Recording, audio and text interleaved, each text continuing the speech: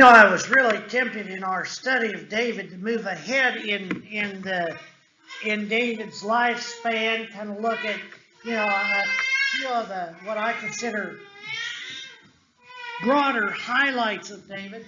But as I was studying David's life again myself, I realized that the time period leading up to his kingship, after he's killed Goliath until he actually becomes king, we're looking at a several-year period, somewhere 10, 12-year period of time in David's life that I had viewed as kind of just it's there, but there's nothing really important that happens.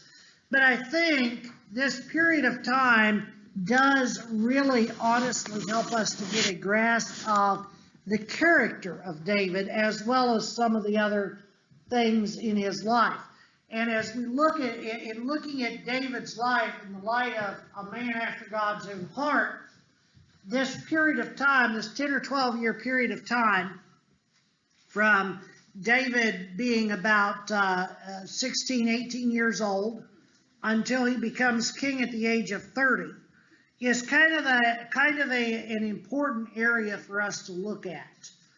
There's several things that we learn about his character and just some stuff that it would probably be a disservice on to skip over.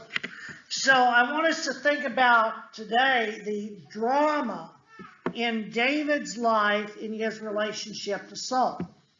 Now, if you remember,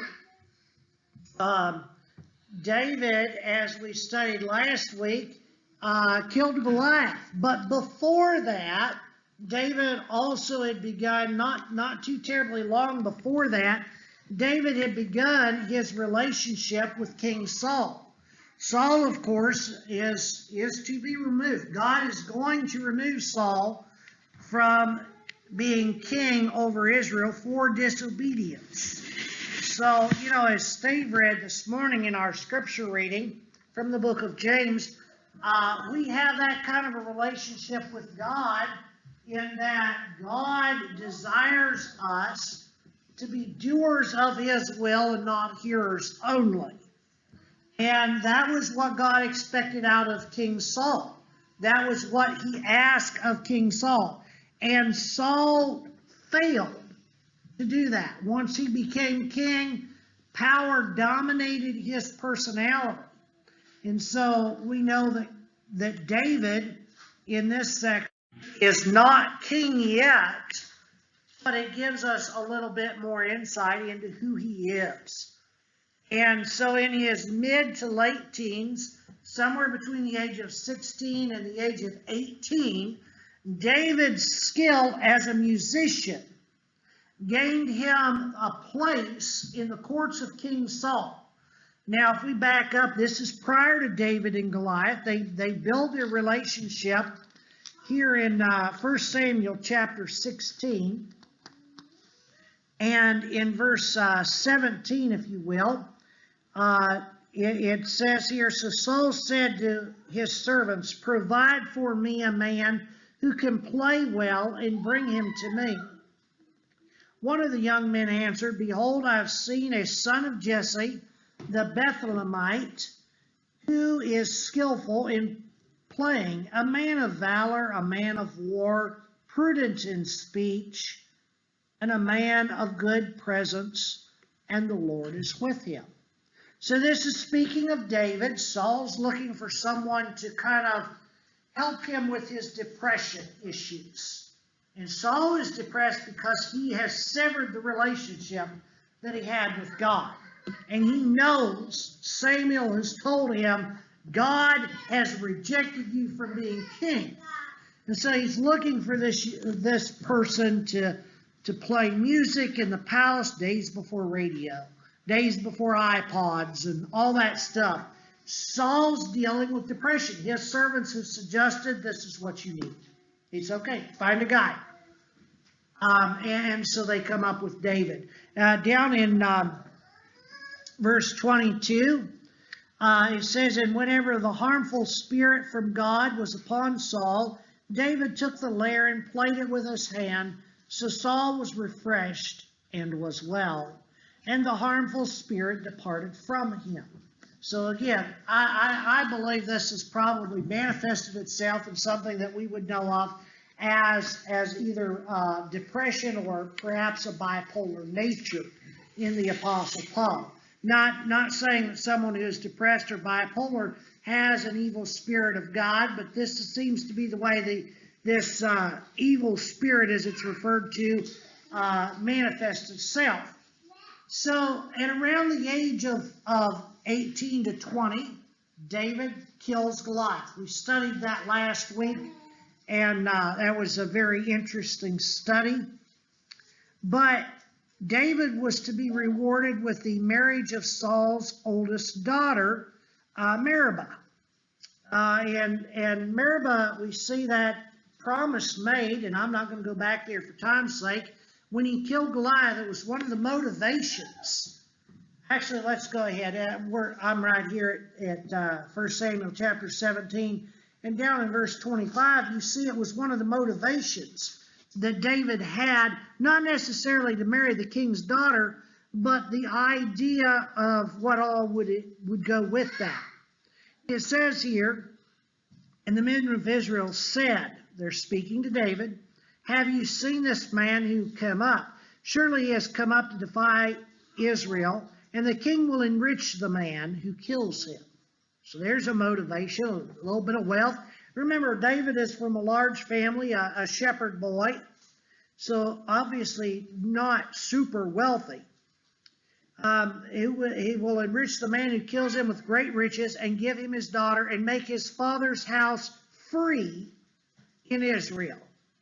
So this is motivation. All of this led to David's motivation, not just motivation to save Israel, but this was a promise made by Saul to the one who would kill Goliath.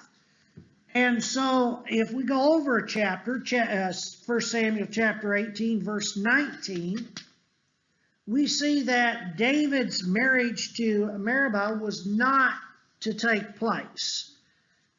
David and Marietta had no desire really to be married, and so Marietta married someone else prior to David, but David was destined to become Saul's son-in-law.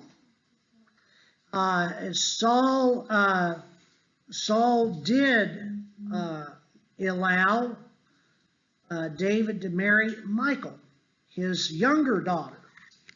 And here in verse 19 it says, but at the time when Marietta, Saul's daughter, should have been given to David, she was given to Andriel, the Meolite, for a wife. So she was not David's wife. Saul didn't keep up that part of the bargain. But instead, and I think the reason Saul did not keep up that part of the bargain, if we would read the entire chapter, you would notice the reason for that is Saul became insanely jealous. Anybody here suffer from jealousy?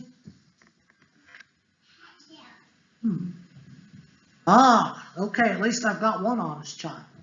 You know, the jealousy issue sometimes enters in when someone else has something and you want it. Okay, so that's what happens with King Saul. Jealousy enters into his mind and he wants what David has. So what does David have? David has popularity. He is the guy in Israel. He has popularity. He is what every young 20-year-old dreams to be. Look here in 1 Samuel chapter 18, verse 6. And they were coming home. This is right after shortly after Goliath has been killed. As they were coming home, when David returned from striking down the Philistine, the women came out of all the cities of Israel, singing and dancing to meet King Saul with tambourines with songs of joy and with musical instruments. The women sang to one another as they celebrated. Saul has struck down his thousands, and David his 10,000s. So they're making more over David, and rightly so, right? I mean, Saul's the guy cowering behind the front lines in his tent, waiting for someone else to come and take the leadership role. David did that. I think this popularity was well earned. But it goes on, and Saul was very angry. And this saying displeased him, and he said, "They have ascribed to David 10,000s, and to me they have ascribed thousands. What more can he have but the kingdom?" In other words, how much more popular could David be than to be king in my place? And Saul eyed David from that day on. You see, that's how Satan works. He enters into our minds a little bit, and then he begins to take over if we allow him room to roam in our minds. That's what he's doing with Saul. Saul has already been down because God has said, "I have rejected you from being king." And really, now Israel's just beginning to reject Saul and his kingship. Verse 10, the next day, a harmful spirit of God rushed upon Saul, and he raved within his house while David was playing the lyre, as he did day by day. Saul had his spear in his hand, and Saul hurled the spear, for he thought, "I will pin David against the wall." But David evaded him twice. You know what? I've been on the end of a flying speed square at work before when I was about David's age. But I've never been on the end of a flying spear. And for that, I'm very thankful. But I don't think I'd handle a flying spear too well for my employer. I'd probably move on out. Verse 12, though, says, Saul was afraid of David because the Lord was with him and had departed from Saul. Saul realized that God was with David and God was no longer with Saul. In other words, Saul had severed his relationship. You know, God doesn't leave us. We do the leaving. God didn't leave Saul necessarily. Saul left God. Through disobedience, he left him. And so God departed from Saul because Saul first departed from God. So Saul removed him from his presence and made him a commander of thousands. So this is a dumb mistake on Saul's part. Can't stand to look at the guy. He's so jealous. So what's he do? He makes him an officer in the army. Well, that's going to help popularity, isn't it? Because that's where he began to get popular to begin with. And when he went out and came back before the people, and David had success in all his undertakings, for the Lord was with him. And when Saul saw that he had great success, he stood in fearful awe of him. But all Israel and Judah loved David, for he went out and came in before them. Most popular guy in Israel, a young man by the name of David. You know, it's about this point David's popularity has grown, and here in this chapter we see a love story begin to blossom. We see Saul's younger daughter, Michal, fell in love with David. Can you imagine that? Here's a guy your dad just hates. This is like every father's nightmare right here. Especially, okay, Ruth, stop smirking. What we've got is this is, and so Saul being the really deceptive, evil guy that he has become, Tries to figure out how to use this to his advantage. Promise I won't do that. Says here now in verse 20, now Saul's daughter Michal loved David, and they told Saul, and the thing pleased him. This is a twisted guy. You can't stand the guy who wants to become your son-in-law? Not a good thing. And then you're happy over it? That's weird. But you see, this is sometimes how people work. Saul thought, and here the Bible gives us a little insight into the mind of King Saul. Let me give her to him, that she may be a snare for him, and that the hand of the Philistines may be against him. Therefore Saul said to David a second time, you shall now be my son-in-law. And Saul commanded his servants to speak to David in private and say, behold, the king has delight in you,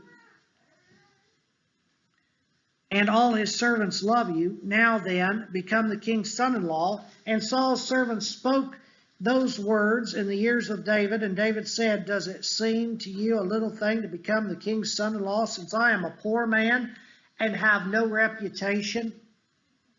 I think that demonstrates David's humility, because he did have a reputation, but he was still a poor man.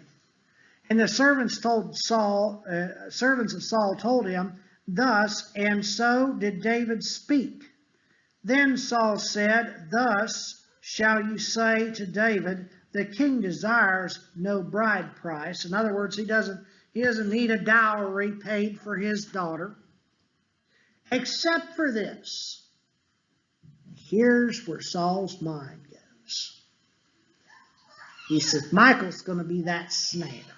My daughter's going to be the snare that's going to get rid of all my trouble. And here's the price that King Saul wants. He says, the king desires no bride price except 100 foreskins of the Philistines, that he may avenge the king's enemies. In other words, he had to kill 100 Philistines and bring back the evidence of their death to King Saul. Now Saul thought to make David fall by the hands of the Philistines. Would you ever see such a plan as that? And when his servants told David these words, it pleased David well to be the king's son-in-law. Before the time had expired, David arose and went along with his men and killed 200 of the Philistines, and brought their foreskins, which were given in full number to the king, that he might become the king's son-in-law. Yep, there it backfired. And Saul gave him his daughter Michal for a wife. You ever notice there's just no happy ending when God's not with you? That's where Saul is with his relationship with David. But when Saul saw and knew that the Lord was with David, and that Michal, Saul's daughter, loved him, Saul was even more afraid of David. So Saul was David's enemy continually. What a relationship. It's all in the family now. This inner turmoil, problems, but not of David's fault. Now, David and his brother-in-law, if we look back, even before he was his brother-in-law, David's best friend was a young man by the name of Jonathan, Saul's son, Jonathan. We could look back in verse 1 of chapter 18 to tell us that. As soon as he had finished speaking to Saul, the soul of Jonathan was knit with the soul of David, and Jonathan loved him as his own soul. There's two young men who just make a bond of friendship that is very, very strong. So here again, one of Saul's own children sees the benefit. One would think that becoming part of the royal family, David and Saul would mend their differences, wouldn't you? but it only gets worse. If we go over another chapter into chapter 19, we see it worsen. In verse 1, and Saul spoke to Jonathan his son, remember who Jonathan is, best friends, and to all his servants, that they should kill David. But Jonathan, Saul's son, delighted much in David. And Jonathan told David, Saul, my father, seeks to kill you. Therefore, be on your guard in the morning. Stay in a secret place and hide yourself. So we see David escapes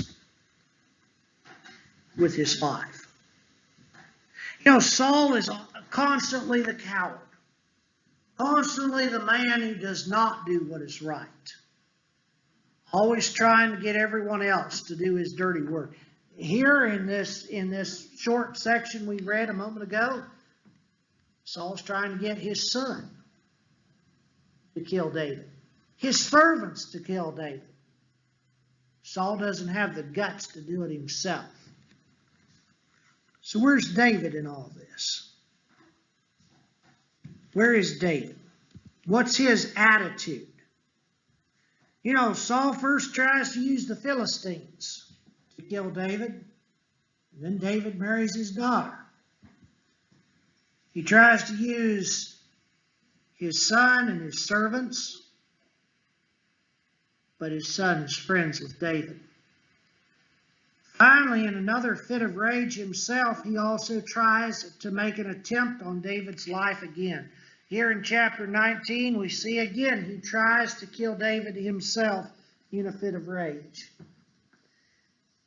19 and verse 9 says, Then a harmful spirit from the Lord came upon Saul as he sat in his house with his spear in his hand, and David was playing the lyre. And Saul sought to pin David to the wall with a spear, but he eluded David so that it struck the spear into the wall, and David fled and escaped that night. It's just what a way to live in a family like this. And down here in verse 19, we see Saul even tries to get his daughter, David's wife, Michal, to help kill David. Michal finds out about it and helps David to escape with his life. It says here in verse 11, Saul sent messengers to David's house to watch him, that he might kill him in the morning. But Michal, David's wife, told him, If you do not escape with your life tonight, tomorrow you will be killed. So Michal let David down through the window, and he fled away and escaped. Michal took an image and laid it on the bed and put a pillow of goat's hair at its head and covered it with clothes. And when Saul sent messengers to take David, she said, He is sick. Then Saul sent messengers to see David, saying, Bring him up to me in the bed, that I may kill him. And when the messengers came in, behold, the image was in the bed with a pillow of goat's hair on its head. Saul said to Michal, Why have you deceived me thus, and let my enemy go, so that he has escaped? Michal answered Saul, He said to me, Let me go. Why should I kill you? She's giving Saul a message.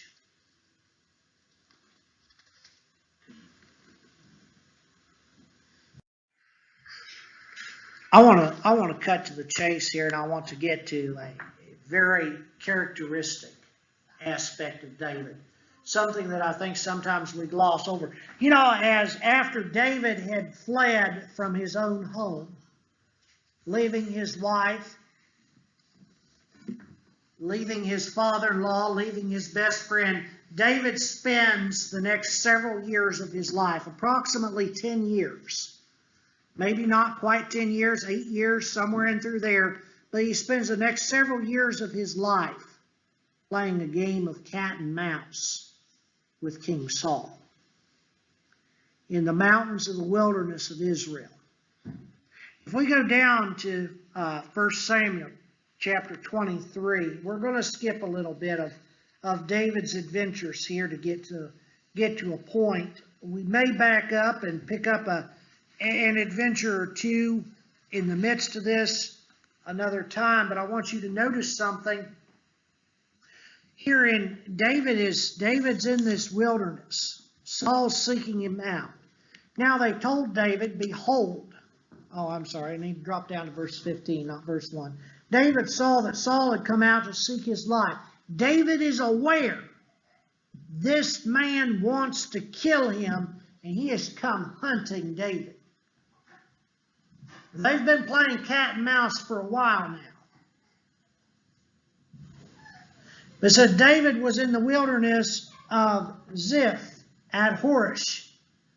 And Jonathan, Saul's son, rose and went to David at Horish and strengthened his hand in God.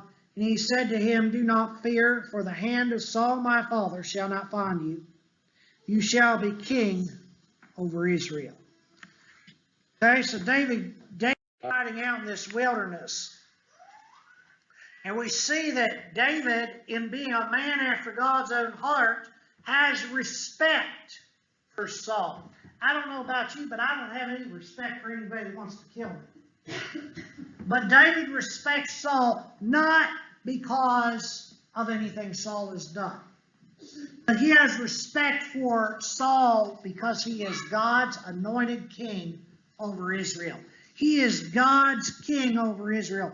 David has a chance here in chapter 24 to kill Saul as Saul comes out into this wilderness hunting for David. Listen as we read this account together. He says, when Saul returned from following the Philistines, he was told, behold, David is in the wilderness. Now he's over at En-Gedi. Then Saul took 3,000 chosen men out of Israel. Whew. He really wants to have him dead, don't he? And went to seek David and his men in front of the wild goats' rocks. And he came to the sheepfolds by the way, where there was a cave. Saul went in to relieve himself. Oh, that's a bit personal, don't you think? He went in to go to the bathroom in a cave. Now listen to what's about to happen here. This isn't a very personal cave. Now David and his men were sitting in the innermost parts of the cave. That's exactly where they're hiding at. And when David said, and the men said to David, here is the day which the Lord has said to you, behold, I will give your enemy into your hand. And you shall do to him as it seemed good to you. In other words, tell him, God's turning Saul over to you. You won't have to be a fugitive in the mountain. You can go back home to Michal and you can be a happily married man. Your father-in-law will be out of the way. You can see the temptation of such a thing. But what does David, a man after God's own heart, do? Then David arose and stealthily cut off the corner of Saul's robe. Now that'd have to be pretty stealthy, I'd say. You're going to the bathroom and somebody cuts part of your pants off. And afterwards, David's heart struck him because he cut off the corner of Saul's robe. He felt embarrassed, sorry. He's feeling guilty here. Should not have done that. He said to his men, the Lord forbid that I should do this thing to my Lord, the Lord's anointed, to put out my hand against him, saying that he is the Lord's anointed. So David persuaded his men with these words and did not permit them to attack Saul. And Saul rose up and left the cave and went on his way. Can't you imagine what Saul felt like when he realized part of his pants had been cut off? Robe as it was in that day. Can't you imagine the embarrassment that might have created? You can read the rest of that story, but I'm going to skip it for time's sake. It's very fascinating. A second time, not just once, but a second time, David has opportunity to kill King Saul. 2 chapters later here, we're getting close to the end of Saul's kingship. David is now in his later 20s. In chapter 26, verses 1 and 2, the Ziphites came to Saul at Gibeah, saying, "Is not David hiding himself on the hill of Hachelai, which is the east of Jeshimon?" So Saul rose and went down to the wilderness of Ziph with 3,000 chosen men. Here he is again, 3,000. I don't know what the magic number is, about 3,000 men and King Saul after one little old David here, to seek David in the wilderness of Ziph. And Saul encamped on the hill of Hachelai, which is beside the road to the east of Jeshimon. But David remained in the wilderness. When he saw that Saul came after him into the wilderness, David sent out spies to learn that Saul had indeed come. Now I want to drop down a few verses here.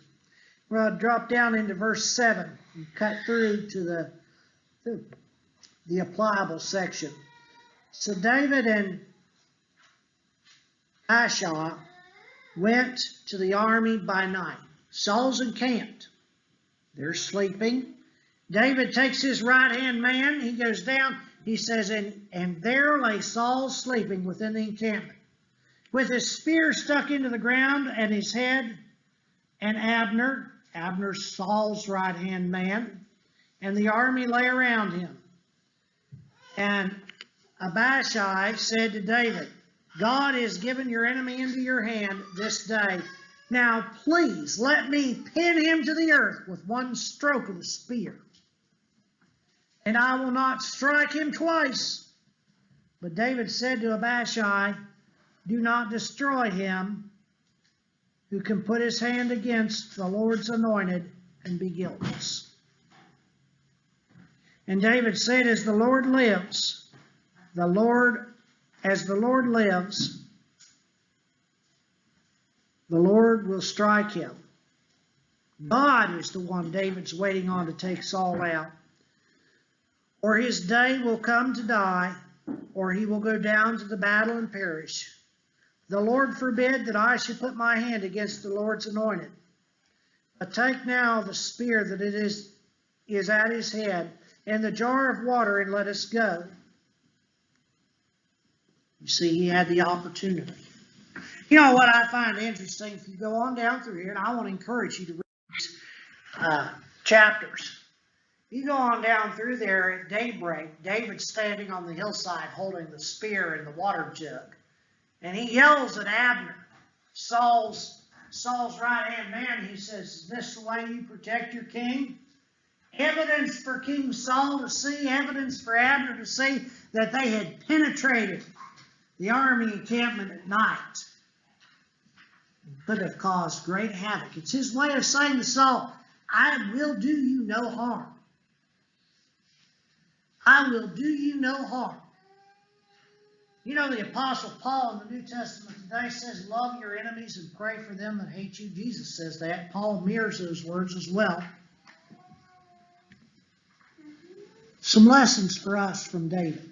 If we want to cultivate for ourselves a heart that is like God's, Jesus in the book of Matthew chapter 7 gives us what we know of as the golden rule. And I think that's what we see. That's what we see David living under, is the golden rule. He has opportunity to do harm to a guy that would do him harm, but he doesn't take that opportunity. Matthew chapter 7, "So whatever you wish that others would do to you, do also for them. For this is the law and the prophets." That's what Jesus says. He says in the following verse, "Enter by the narrow gate." It's not what everybody would choose to do. So Jesus refers to that as a narrow gate. He says, "For wide is the way and easy that leads to destruction, and those who enter by it are many. For the gate is narrow and the way is hard." I'd say it's hard. David did something that was hard or would be hard for me to do. And that was to refrain from taking Saul's life. Hard is the way that leads to life, and those who find it are few. Vengeance belongs to God. David would have been familiar with Deuteronomy chapter 32. We're probably perhaps more familiar with Romans chapter 12, which says, "Vengeance is mine, I will repay, saith the Lord." And that basically mirrors what is said in Deuteronomy. Let's go back to Deuteronomy chapter 32 for a moment and see what David probably had in his mind and in his heart. Deuteronomy chapter 32, verse 35, "Vengeance is mine, and recompense, for the time when their foot shall slip, for the day of their calamity is at hand, and their doom comes swiftly. For the Lord will vindicate his people, and have compassion on his servants. When he sees their power is gone, and there is none remaining, bond or free, then he will say, where are their gods, the rock in which they took refuge? Who ate the fatness of their sacrifice and drank the wine of their drink offerings? Let them rise up and help you in protection." Here is it's a poem that is written in this book of Deuteronomy. And David would have been familiar with the phrase, "For the Lord will vindicate his people." And that's exactly what David waited on, was God to vindicate him in the sight of Saul. Remember this: no matter what battle we're facing, that battle belongs to God. I have one closing thought I'll share with you this morning, and then the lesson will be yours. 1 Peter chapter 4, bringing this into a New Testament application. 1 Peter chapter 4 and in verse 12 through 19.